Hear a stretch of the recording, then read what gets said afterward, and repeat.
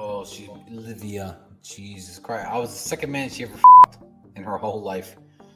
He's doing a keto. He's doing a keto. No. That is Andrew Tate right there. He's watching us record this video, and nobody's gonna offer this perspective that we're gonna offer. Two governments are currently competing to prosecute the same man, and neither one cares how many followers he has. Andrew Tate is being held in a Miami detention facility, while Britain and Romania both press their extradition claims, and the matrix framing that carried him through years of controversy hasn't slowed a single filing. The people orbiting him painted something else entirely for a long time.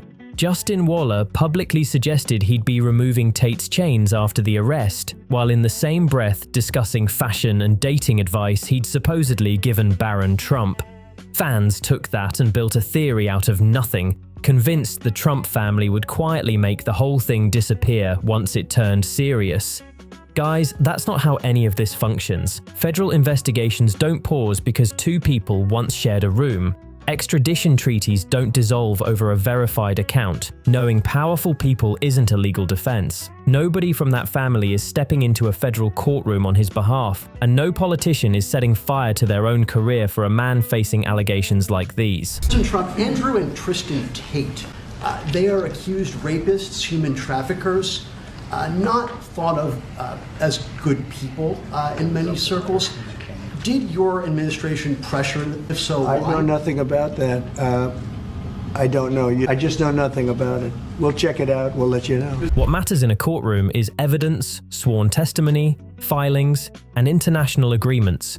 A completely different arena from winning arguments on X.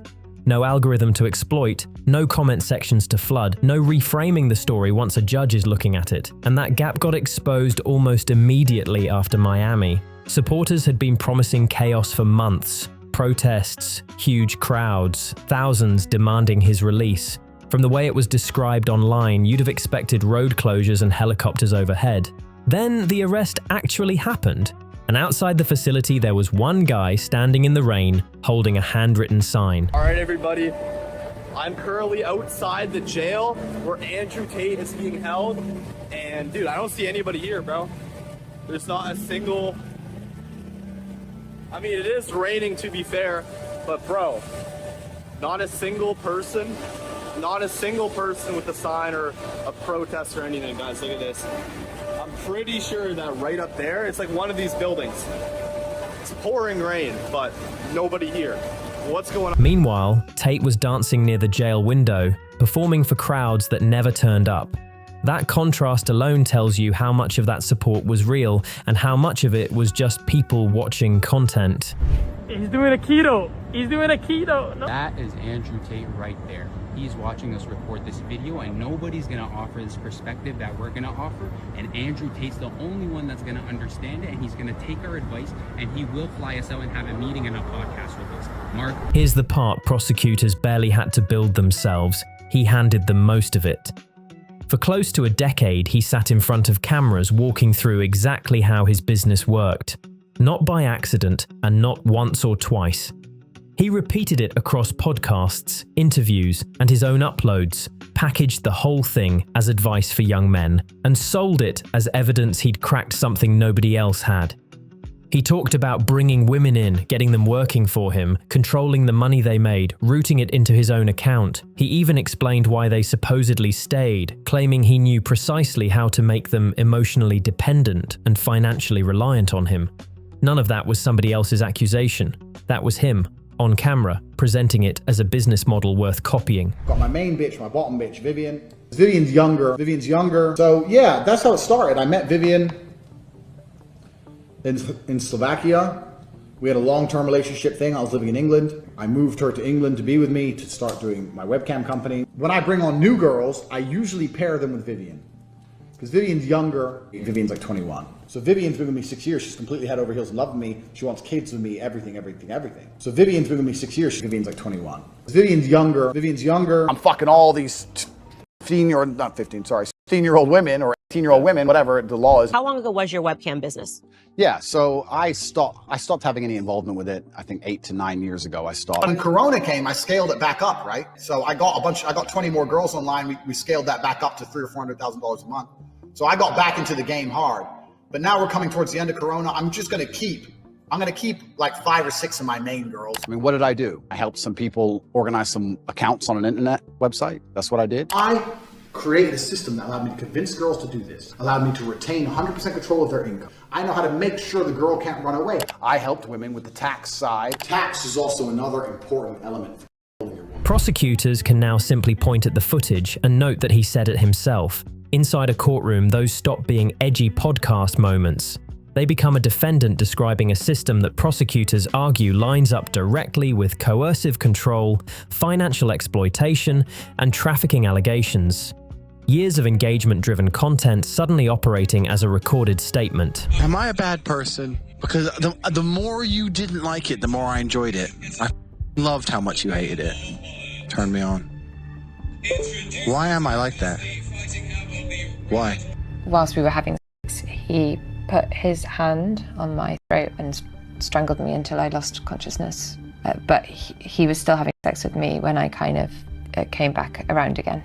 I am one of the most dangerous men on this planet. Sometimes you forget exactly how lucky you were to get by me. Those interviews also don't exist in a vacuum, guys. Prosecutors say they match what multiple alleged victims later described under oath, and that's what converts old clips into corroboration. The clearest example involves a woman identified in the filings as Jane Doe.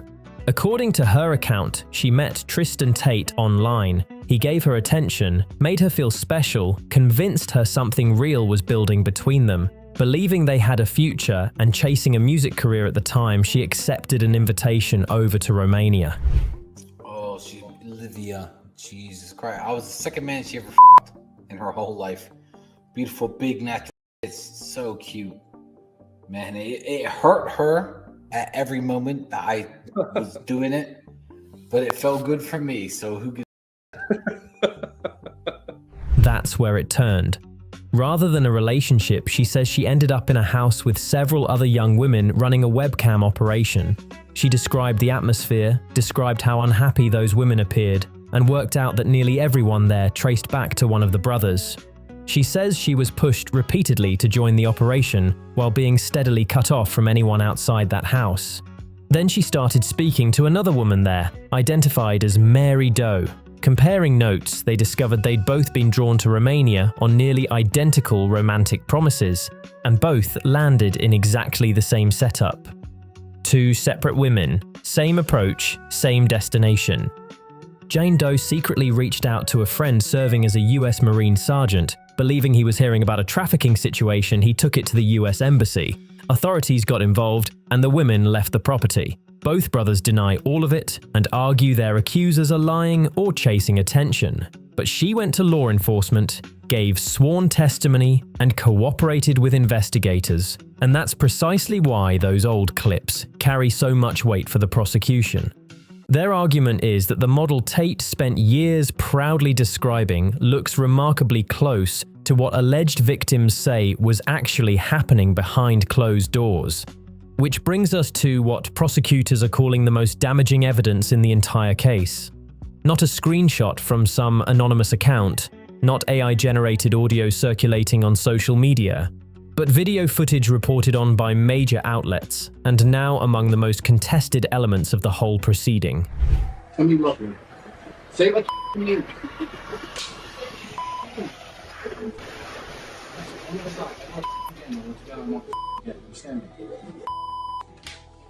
Say listen. Did I say listen to you? Look at the camera. This is what happens, you don't listen. Look at the camera. Why are you getting hit? The two sides describe it completely differently. Tate's position is that it shows consensual role play between two adults in a past relationship, stripped of context. Prosecutors and the woman involved reject that outright, arguing the footage combined with other evidence points somewhere very different. The timeline is what decides this. That recording reportedly dates back to 2012 when Tate was 25. The woman, who has since given statements to investigators, was born in 1998, which prosecutors say made her 14 when it was filmed. If a court accepts those dates, guys, the entire discussion changes, and no amount of context reframing survives it.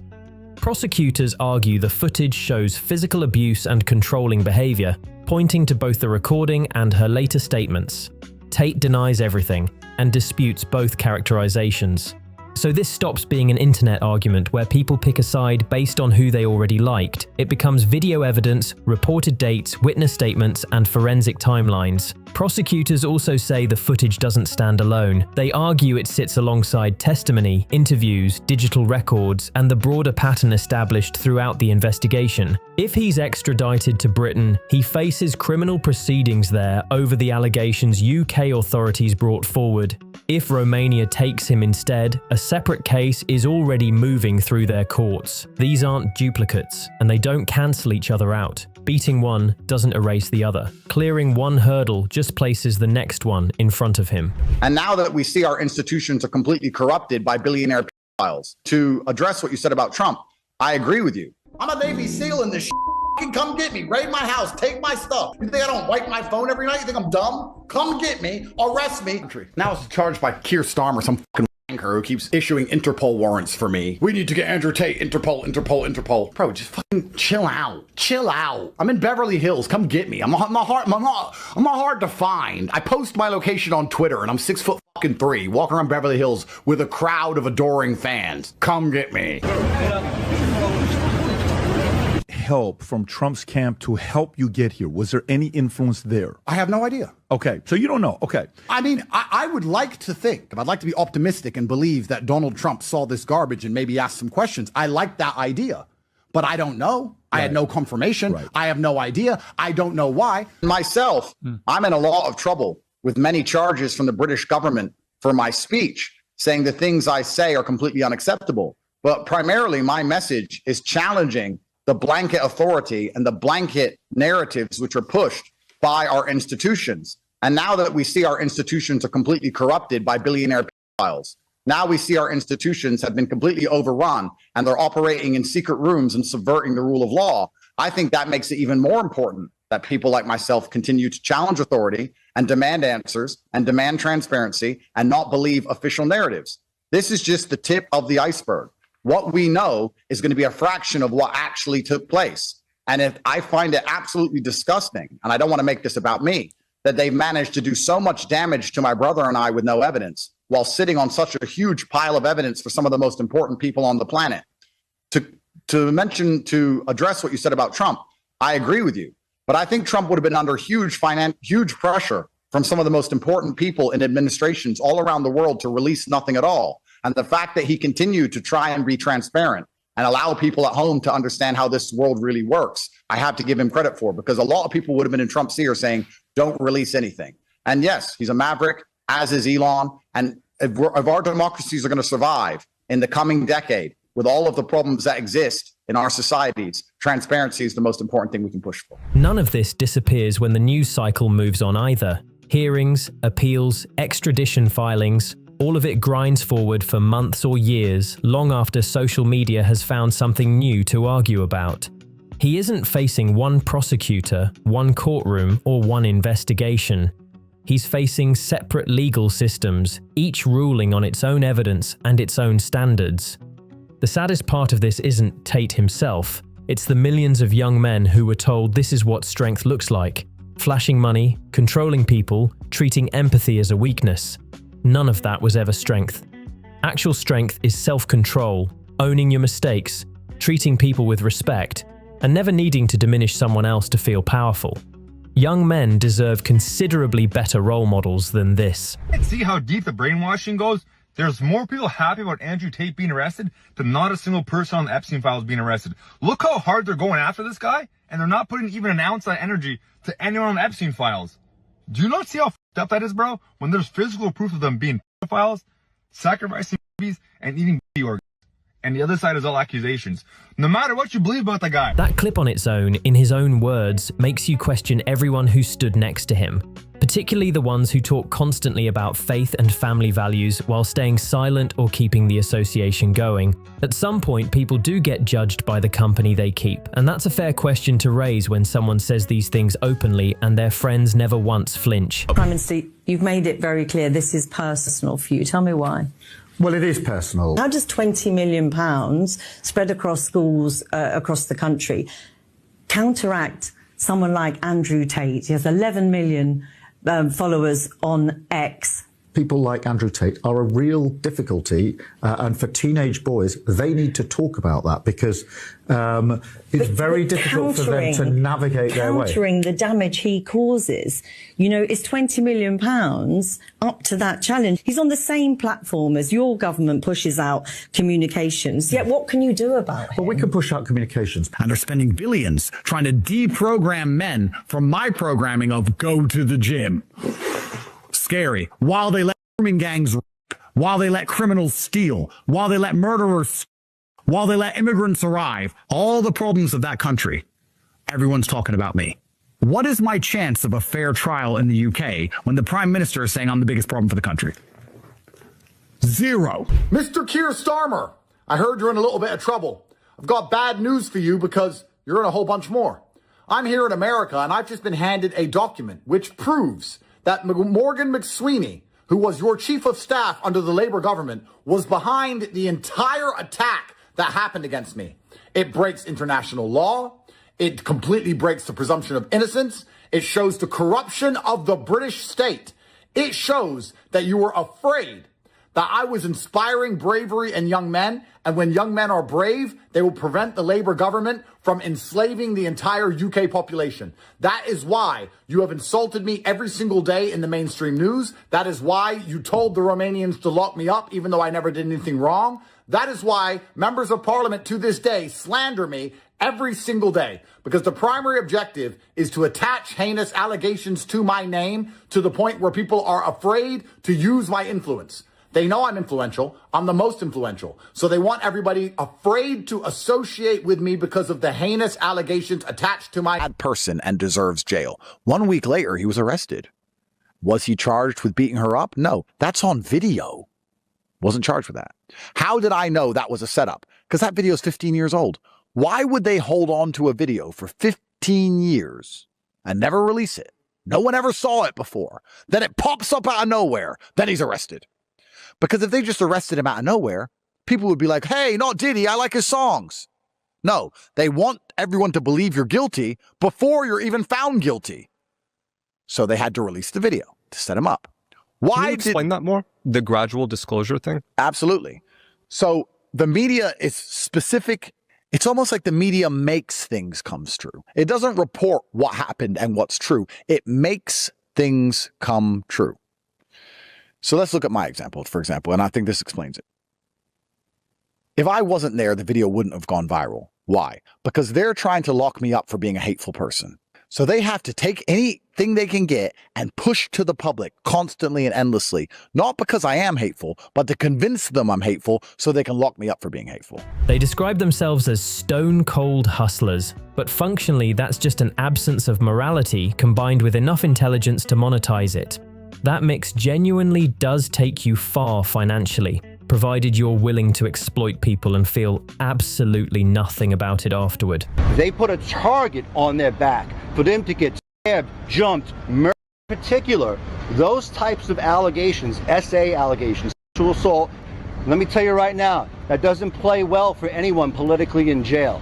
So it's got nothing to do with their ability to defend themselves or this or that. It's got to do with the fact that they put a target on their back for them to get stabbed, jumped, murdered, whatever it is in jail, because that is how jail politics and that is how jail gangs and how the jail economy works. There's a pecking order in jail. It's very real. And when you come in with those allegations, there's no excuses. It's your paperwork says this, therefore you're up for murder. You're fair game. You're fair game. And every time the public says Andrew and Tristan are just like Epstein, well, guess what? The public is green-lighting for them to get murdered in jail. These allegations against them are the worst for a multitude of reasons, and it's one of the reasons why they're in solitary. We hope to get them out. Look, the people over here in the system, the guards at the jail, they've been great. They've been fair to us. I've been in jails and places all around the world, and they have to carry out their instructions, their orders, their duty. But that doesn't take away from the fact that every time somebody walks by their cell, they get called something, a word that starts with a P that's more appropriate to Epstein and not appropriate to them. And because of that, they have a target on their back that's very, very real. People could say I'm up here and I am pontificating about what ifs and maybes, or I'm exaggerating, or I'm being hyperbolic. I am not. If one of them gets stabbed or beaten half to tomorrow, it will be because this is the way it went. So the Tate situation is getting more interesting. I just got out of a court hearing and they are still in detention right here. There is a press conference going on, and here is the latest. The latest is that the prosecution is arguing that they should be detained and that it actually should continue the way it is, and they should be in the, I don't know, solitary confinement unit and 23 hours a day with criminals, murderers, and people, of course, supposedly a danger to the public. However, when the defense, and there are lawyers right here, when they were saying, could you please provide us with any proof, anything that the UK has provided, the defense is like, oh, we don't know, we don't have a full package. It might take 60 days for us to receive any kind of information and full package, and then the defense is going to receive it. So how they're even supposed to argue against their solitary confinement and detention, how they can go into a detention hearing, which is now scheduled for the 13th of August, without even the ability to see who's the accuser, what is the fucking proof, none of it. Today they're like, I don't know, I witnessed it with my own eyes. They said, oh, we don't, maybe within 60 days. That's it. This is all you need to know. Directly from... Often said that the process is the punishment. American citizens, in order for your freedom to be deprived, you have to be convicted in a court of law. There are certain exceptions. The extradition proceedings is one of them. So the enemies of Andrew and Tristan Tate know this, and they are doing what they have always done, and they are weaponizing the court process and weaponizing the tension against them in order to get them to break. Because when you put innocent men or any man in solitary confinement at a certain period of time, they begin to deteriorate, they begin to decompensate, they begin to break down, and it's never ever good. The process is the punishment. But we're going to do our best to get them out of solitary confinement. We're going to do our best to get them in front of the judge and make sure we have no doubts that this case will be handled here the right way. The other thing I'll say is the process is the punishment has always been one of our mottos. The other motto is less is more sometimes in life. And right now, it's less. They got a whole lot of nothing, and that means so much more for us. So we feel good about where we're at, and unless they can provide corroboration with all these allegations that they've accused Andrew and Tristan of, then what they really have at the end of the day is a big bag of nothing. And that's exactly what draws people in at first, mistaking a lack of empathy for confidence and manipulation for intelligence. Somebody can make enormous amounts of money while treating people terribly, and that doesn't make them worth looking up to. Financial success proves nothing about character. If the entire model runs on deceiving and using people, no quantity of cars or watches changes what it actually is underneath. Something I haven't realized, a whole bunch of people who are my friends now and on my team now and are now begging me to bring views to their shit podcasts didn't have very much to say while I was sitting in the jail cell. Not very much at all. Don't think I don't know. Me and my team know exactly who was on my team and who wasn't. And I also know what I have done and what I have not done. And I'm very close to the Trump family. I know them well, and I spoke to Barron after the incident, and I look forward to, once I am free, being with Donald Trump in person and reminding him that he's a bulletproof bat.